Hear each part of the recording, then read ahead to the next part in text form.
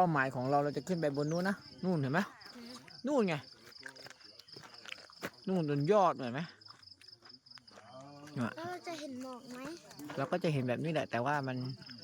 จะเดินขึ้นไปข้างบนนู้นแต่ถ้าอยู่ด้านล่างจะมองเห็นไม่ค่อยชัดมันจะเห็นชัดเลยตอนนี้บรรยากาศที่ข้างล่างนี้บรรยากาศข้างล่างอย่างเงี้ยนี่นักท่องเที่ยวมาเหมือนกันไปเราไปพร้อมนักท่องเที่ยวเลยไปครับปลูกทุเรียนเหรอหรืออะไรหืมทุเรียนเหรออ๋อทุเรียน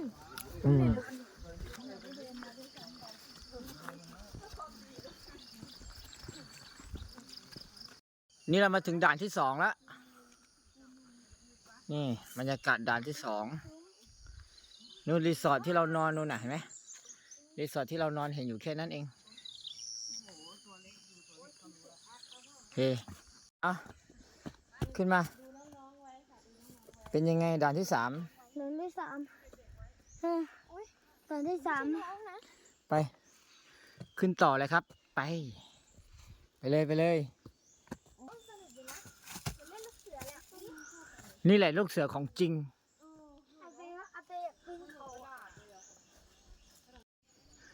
ด่าน5นี่คือแบบชันมาก75องศาดูสิขาลงนี่ต้องไต่ลงนะนี่อย่างนี้เลยอะอย่างนี้เลยแล้วก็ดูนี่เห็นไหมมองไม่เห็นพื้นดินแล้วนะมองไม่เห็นพื้นดินแล้วตอนเนี้ยเนี่ยมองไม่เห็นพื้นดินเลยพระอาทิตย์ขึ้นแล้วเฮ้ยไป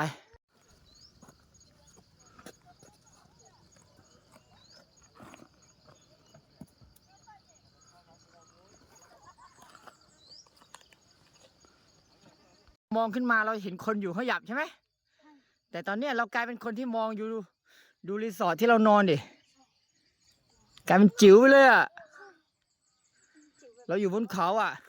เห็นทะเลหรือยังเห็นนี่แหละเขาเรียกว่าทะเลมันก็ดูคล้ายๆทะเลไปดูไปขึ้นไปข้างบนต่อว่าด่านช่องแคบโฮมูดนี่คือแบบเป็นด่านที่ไอ้นั่นที่สุดละอันตรายที่สุดละเพราะมันจะไม่มีช่องให้เราเดินเลยอย่าประมาทนะอย่าประมาทนะมันจะกิ้งลงมาเลยนะแล้วด่านที่8ด่านที่8จะยากกว่าก็ทางซ้ายตรงนั้นแหละด่านที่8อ่ะด่านที่8มันก็อยู่ที่ประตูนั่นแหละประตูทางขึ้นอ่ะข้างบนเป็นยังไงบ้างช้านะเบช้านะ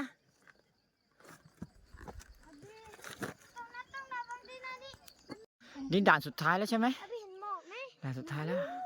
พี่ตรงนั้นเห็นหมอกชัดมากไหนอ่ะนั่นน่ะโอ้นี่ไงนี่ตรงนั้นเราอยู่เหนือภูเขาทุกลูกเลยนะนู่นเดี๋ยวดูหมู่บ้านสินี่แล้วก็ดูตรงนั้นดูตรงนั้นสิมันเห็นแต่หมอกจังเลยขาวเยอะมากนั่นแหละที่เขาบอกทะเลหมอกไงแล้วดูดวงอาทิตย์ดิดวงอาทิตย์มองไม่เห็นเลยอ่ะมองไม่เห็นดวงอาทิตย์เลยเรามาดูไม่ทันสินะไปด่านสุดท้าย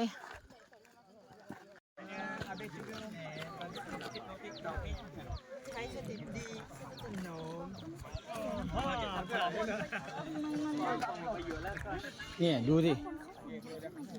ฮะเฮ้ยแล้วขนมันอะไรเนี่ยมันต้องสุดยอดมากๆเนี่ยเป็นทางลงไหมมีดิ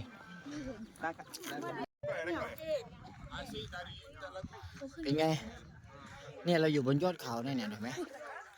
รู้สึกวิวไหมดูเลยดูภูเขาลูกอื่นแล้วต่ำไปหมดเลยไหม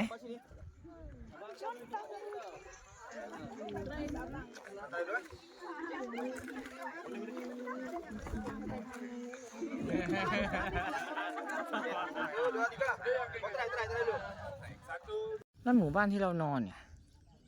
แล้วนี่คืออะไรนี่มันหน้าผาไม่ไอสนามนั่นคืออะไรก็น่าจะเป็นรีสอร์ทใหม่หรือเขื่อนบางลางอะไรอย่างนั้นอ่ะแต่เขาทำสนามแข่งรถ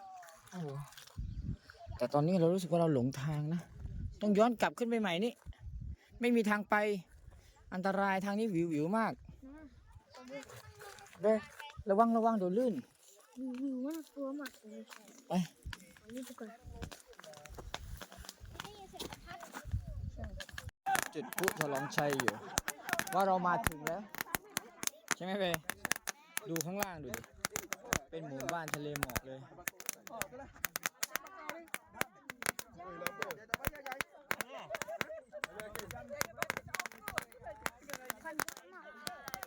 แดดออกแล้วตอนนี้